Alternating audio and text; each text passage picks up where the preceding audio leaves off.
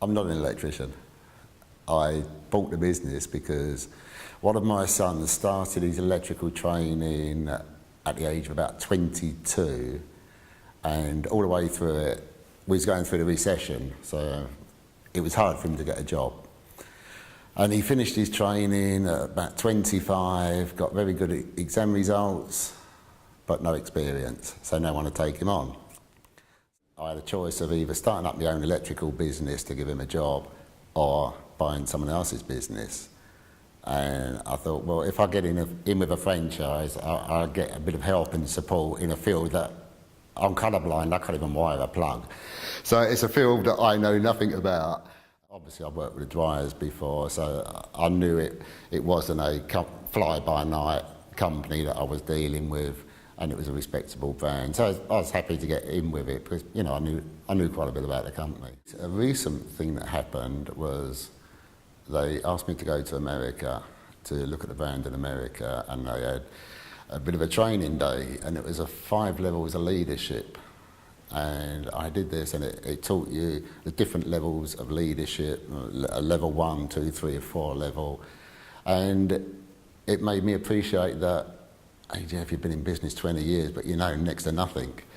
And it sort of inspired me to go out there and learn a bit more about actual business rather than just running a business, actually technically learn what I'm doing about leadership, profiling people, how to actually arrange your one-to-ones. And tradesmen are notorious for learning their trade and thinking that they are God and the customer is happy to have them. And Mr. Electric turn it on its head and say, no, the customer's God, you are lucky to have the customer and you've got to give customer care. And there's a total different ethos in it. On the practical side, good things have been, I've got a contract with HomeServe. I got that through being with Mr. Electric. I get 500 jobs a month through that. I've got another one with Western Power. Again, I got that on the back of Mr. Electric. That employs 2 people, 3 some weeks, but 2 people full time.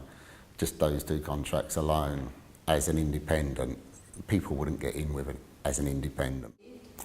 Yes, but when we have audits from HomeServe, the auditor always says, Mr. Electric audits are easier because we've got systems and a lot of what he's checking is looked after by Mr. Electric, and they've encouraged us to do certain things that show up well in our audit.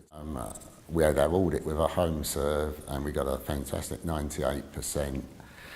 And they've asked us whether we would take on gas work as well. They're so impressed with what we've done with the electrics, they want us to carry on with gas work. And then also Home Assistance UK came in to see me. They're on trial with British Gas to do all their call-outs. And I'm operating that trial in the Midlands for those. That will bring in untold amounts of work at the moment. But as Fred blogs electrics, they would not have been interested. It's only the reputation we built up with Mr. Electric that these people are coming in to see me. If you're an electrician, forget about being an electrician. I wouldn't got where I am if I was an electrician. I run the business. I work on the business, not in the business. And if you do come in, realise you're not coming into something small.